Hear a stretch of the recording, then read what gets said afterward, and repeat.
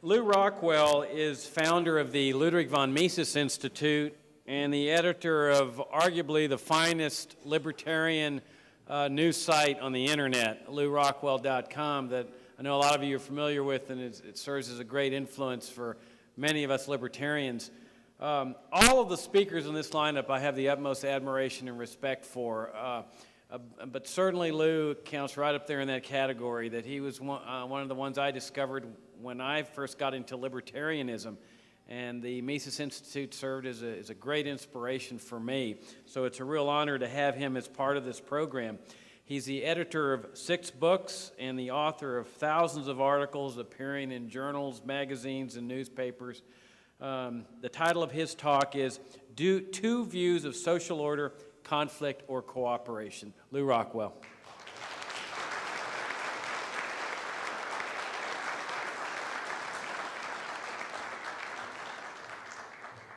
Bumper, thank you very much. It's a great honor for me to be here. Like all of you, I've followed everything Bumper has done over the years, especially with the Future of Freedom Foundation, and applauded him. And I want to applaud the donors who made this great conference possible. You did good.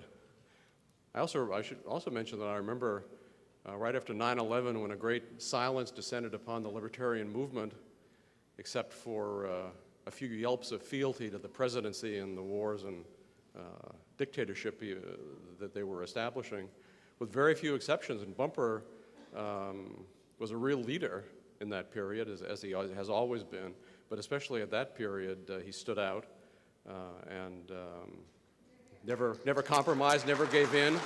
So,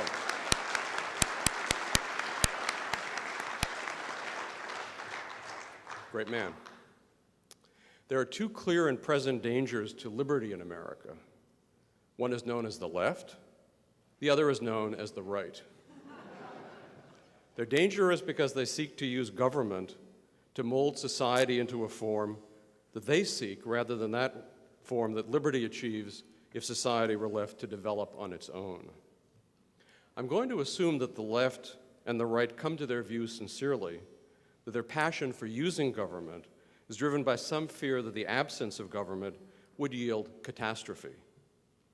So the burden of my talk today will be to identify and explain the common thread that connects the worldview of the left and the right, and suggest that they are both wrong about the capacity of society, whether it is defined locally or internationally, to manage itself. Let us begin with the question, why should we have confidence in the notion that society can develop on its own, that it contains within itself the capacity for self-management?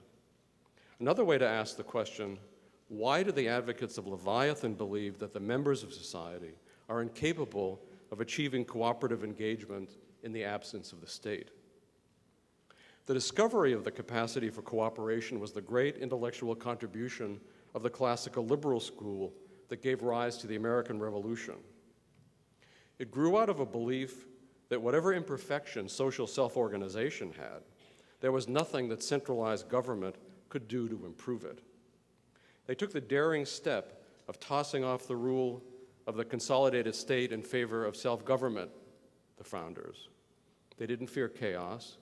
They looked forward to liberty. This event was the product of the liberal ideas held to by most all sectors of society. Now, liberalism did not seek utopia. It sought liberty under the conviction that permitted individual members to achieve a harmony of interests. They believed it to be true because they lived it. The belief in this harmony of interests was the great passion of the old liberal intellectuals, of which Thomas Jefferson was a leading exponent. After the Revolution, when government began to regroup and reconsolidate, the liberal idea began to gain detractors. John Adams, whom Jefferson beat in the great presidential election of 1800, never stopped resenting Jefferson's suspicions towards power and his opposition to most everything the federal government wanted to do.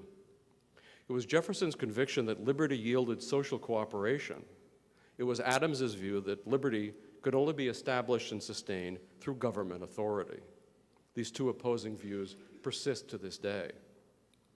Adams went so far as to level a familiar accusation against Jefferson's faith in pure liberty.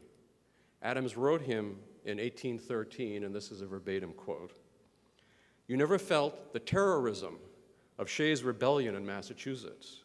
You certainly never felt the terrorism excited by Genet in 1793 when 10,000 people in the streets of Philadelphia day by day threatened to drag Washington from his house and effect a revolution in the government. I have no doubt you were fast asleep in philosophical tranquility when Market Street was as full of men as could stand by one another, and even before my door when some of my domestics, in a frenzy, determined to sacrifice their lives in my defense. What think you of terrorism, Mr. Jefferson?" Unquote. So we can see then how Shays' rebellion served the government in the same way that 9/11 does now. It was held up as an example of the kind of terror that will befall us if we refuse to give government the power and money necessary to make the world peaceful and wonderful. What Adams conveniently overlooked was that the rebellion of which he spoke was actually sparked by government credit expansion and taxation. There would have been no need for a revolt had government not created the conditions that led to it. And so it is with 9/11. It was government that created the motives that led the hijackers to give up their lives, and it was government that had so regulated airline security that passengers and crew were defenseless in the face of criminals with box cutters. The right response would have been to roll back the conditions that created the motives for 9/11 and to unleash the power of private enterprise to prevent such attacks in the future. Instead, the impulse of the state, as backed by uninformed public ideology, was to escalate the conditions that breed terrorism and put government ever more in charge of airline security. From Shays' rebellion to 9/11, we see two worldviews of society at work. One sees the government as the source of liberty and order and fears society without the state more than any conceivable alternative.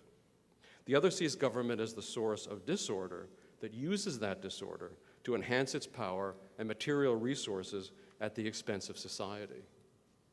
The left and right in this country hold to the first view.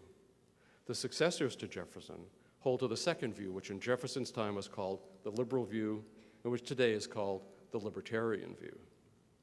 There are international parallels in each of these positions.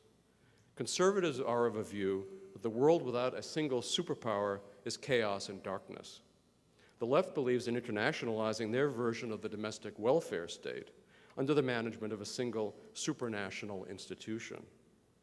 Libertarians, on the other hand, believe that international society thrives best without either a superpower or a supranational institutional manager.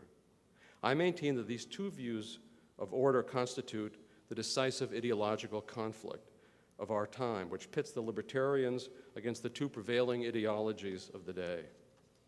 The old liberal view lives in the writings of such people as John Locke, Frederick Bastiat, Lord Acton, Alexis de Tocqueville, and in the 20th century in the work of Mises, Hayek, and Rothbard. Hayek himself traced the liberal tradition from Cicero through the Middle Ages to John Locke, David Hume, and Immanuel Kant. The thread that connects all their thought is the idea that society is more capable than government elites in shaping a prosperous order. In the same way that Locke believed that the nation-state was a threat to human rights and social peace, so Kant envisioned an international order that was unmanaged from the top down, but rather generated its own orderly peace. What was critical for Hayek in the liberal tradition was the conviction that liberty and law could exist in harmony with each other. Law itself emerged spontaneously from within society as its members sought better ways of managing their own affairs. The law of which Hayek speaks is law adhered to as a matter of voluntary contract, or what we more commonly refer to as rules.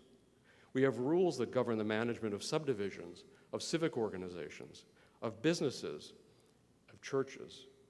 Or think of merchant law that emerged over many centuries in international trade. This law exists apart from the state and reflects the desire of individuals to cooperate towards their own betterment and their rightful conviction that their own betterment is consistent with the flourishing of society.